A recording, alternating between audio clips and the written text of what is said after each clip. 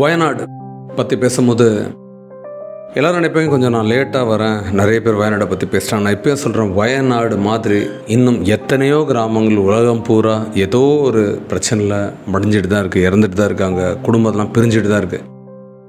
கேள்விப்பட்டவருக்கும் சமீபத்தில் கொத்து கொத்தாக இறந்தது கோவிடு, அடுத்த கொத்து கொத்தாக இறக்குறது அப்படின்னா வயநாடுன்ற ஒரு ஊர், கேரளாவில் இருக்க ஒரு பகுதி.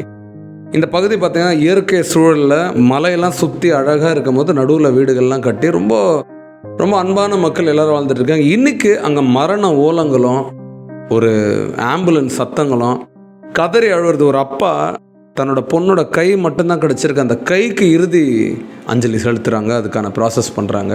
தன்னோட குடும்பம் எல்லாமே மண்ணுக்கீழே போயிடுச்சு, அதில் ஒரு பகுதி தான் கிடச்சிருக்குன்னு சொல்லிட்டு கதறி அழுகுறாங்க. ஒரு அம்மா கல்யாணமாகி இப்போ தான் கொஞ்ச நாள் ஆச்சு, கணவனோட அந்த பொண்ணு அங்கே வாழ போயிருக்கு, அது அங்கே இறந்து போயிருக்கு. பிறந்த குழந்தைய வச்சுக்கிட்டு கொஞ்சிக்கிட்டு இருக்காங்க. நைட்லாம் தூங்கிட்டு நைட்டு ஒரு மணி வரைக்கும் ஒன்றுமே இல்லைன்னு பிரச்சனை. நைட்டு 1 மணிக்கு மேலே என்ன நடந்துச்சுன்னே தெரில. ஒரு ஒட்டுமொத்த குடும்பமும் அழிஞ்சு போயிருக்கு. அது அங்கே இருக்கிற ரொம்ப வயசான இந்த குடும்பத்திற்கு யாரோ ஒரே ஒரு வயசானவர் மட்டும் தப்பிச்சு கதறி அழுகுறாரு. ஒவ்வொருத்தரும் வீட்டில் ஒரு பெரிய சோகம். இந்த சோகம் எங்கேயோ வெளியே ஊரில் நடக்கிற மாதிரி நம்ம நினச்சாலும் இப்பயும் அந்த நெஞ்சு பதறது. என்னங்க நம்ம செய்ய போகிறோம்? வயநாடுக்கு பணம் காசு இதெல்லாம் கொடுத்தா என்னங்க ஆகும்?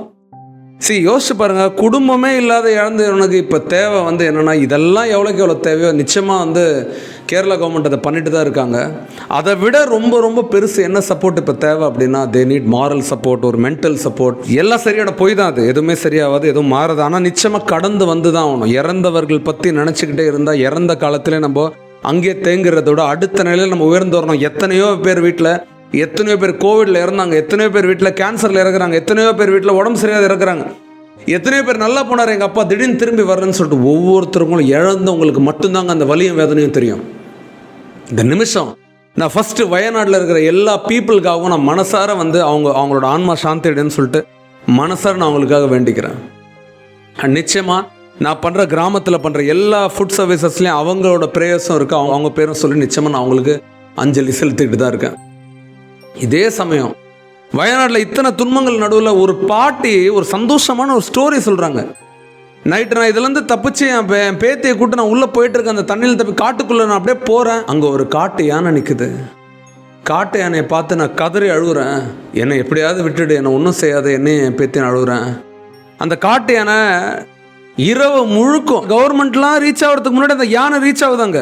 பாட்டியும் பேத்தியும் காவல் காத்து இந்த அம்மாவோட கண்ணீரை பார்த்துட்டு அதுவும் கண்ணீர் விட்டு அது மனிதர்களுக்கு அது காட்டுதுங்க அன்பு. இப்போ சொல்லுங்க, வயநாட்டில் ஒரு பக்கம் இங்கே எல்லாம் செத்துட்டு இருக்காங்க, இன்னொரு பக்கம் அந்த யானையோட கதை என்னங்க திருப்பி கொடு. எந்த இயற்கையை நம்ம புறக்கணிச்சிட்டு இருக்கோமோ அந்த இயற்கையை நமக்கு ஒரு வார்னிங் கொடுக்குது. இது சின்ன இழப்புடா, பத்திரமா இருந்துக்கோ, இதுக்கு மேலே என்கிட்ட விளையாடாத, மலையை தொலைக்காதுந்து. மலையை ஓட்ட போட்டு டனல் கட்டுறது, மலையை ஓட்ட போட்டு வீடு கட்டுறது, மலையை ஓட்டு ரெசார்ட் கட்டுறது. இங்கிருந்து நைட் அப்படியே யானையும் புலியும் மானும் மேயறது பார்க்கலாம். ஏங்க, மானுக்கு புலிக்கு பிரைவசி தேவையில்லையா? உங்கள் வீட்டுக்கு பக்கத்தில் ஒருத்தர் நீங்கள் குளிக்கும் போதும் நீங்கள் நடக்கும் போதும் தண்ணி குடிக்கும் போதும் யாராவது ஒருத்தர் டென்ட் போட்டு பார்த்தா உங்களுக்கு எப்படிங்க இருக்கும் மனசு?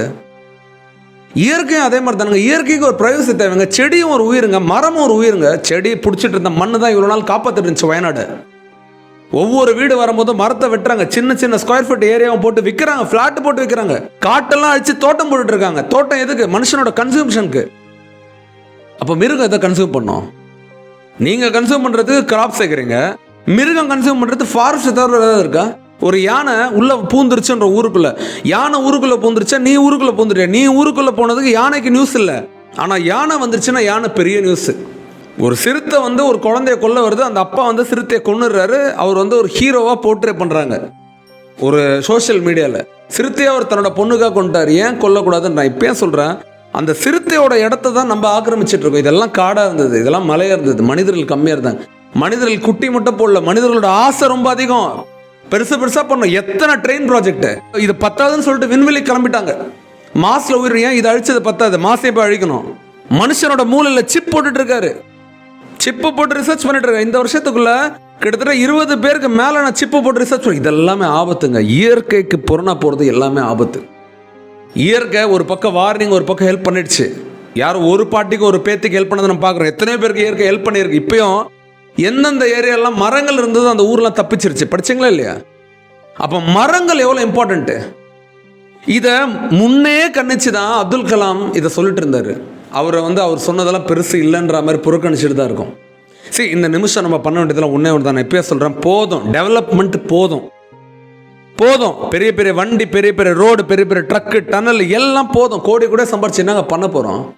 பங்களாதேஷில் பிரைம் மினிஸ்டர் அடிச்சு துரத்திட்டாங்க.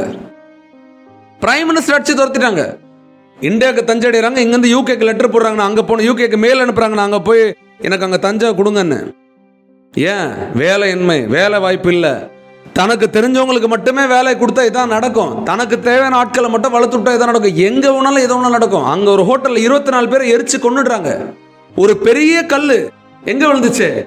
நீலகிரியில் விழுந்திருக்கு. கல் வந்து இறந்துட்டாங்க. இப்போ திருவண்ணாமலையில் இருக்க எல்லாரையும் காலி பண்ண சொல்கிறாங்க. இப்பயே சொல்கிறேன், இயற்கை பக்கத்தில் போய் ரசிச்சுட்டு வந்துடலாம்.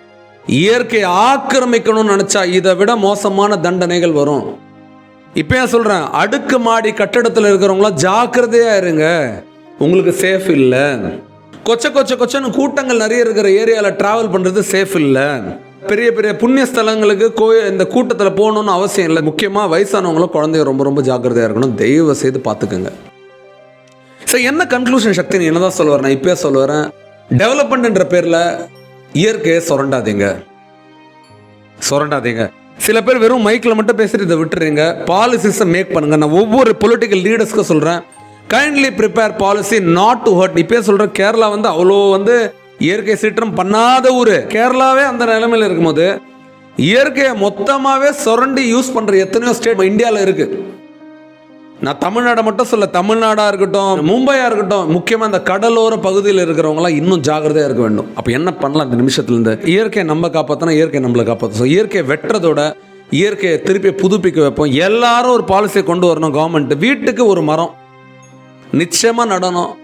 அது அட்லீஸ்ட் வந்து இந்த ரோட்ஸில் வந்து இந்த கம்பம் எல்லாமே அண்டர் கிரவுண்டில் போயிடுச்சு அப்படின்னா ரோடு பூரா மரங்கள் நடணும். இயற்கையை திருப்பி நம்ம பேக் கொண்டு வரணும். க்ரீனை நம்ம இன்னும் கொண்டு வரணும். அதனால சின்ன சின்ன கஷ்டங்கள் இருக்குது. பாம்பு வரும், பூச்சி வரும், மழை வரும்போது கிளை உடஞ்சி கீழே வரும், இதெல்லாம் இருக்குது. ஆனால் இதெல்லாம் கூட தப்பிச்சுக்கலாம். ஆனால் பயங்கரமான நிலநடுக்கம் வந்துருச்சு, பூமி பொழந்துருச்சு, உள்ளே போயிடுச்சு அப்படின்னா அதை விட கஷ்டம் வேறு எதுவுமே இல்லை. Let's all save our self. நம்மளை நம்ம பாதுகாப்போம். இயற்கையை இதோட நோண்ட வேணாம். இயற்கையை முடிஞ்சால் வளர்ப்போம், இயற்கையை டெவலப் பண்ணும். இதுதான் நான் கொடுக்குற ஸ்ட்ராங் மெசேஜ். தயவு செய்து ஒரு விஷயத்த சொல்கிறேன், இது கொடுத்தது அலாம். இந்த அலாமை தயவுசெய்து நம்ம தப்பாக சின்னதாக எடுத்துக்கோனா. இந்த வீடியோ பார்த்துட்டு அடுத்த வீடியோ கடந்து போயிடுவேங்க, அது வேறு விஷயம். ஆனால் உள்ளே கடந்து டக்குன்னு போயிடாதீங்க. கடந்து உள்ளே போய் இதை யோசிங்க, இதுக்கு நம்ம என்ன பண்ணலான்றது உங்களோட கருத்துக்களை நிச்சயமாக எனக்கு சொல்லுங்கள். Thank you so much.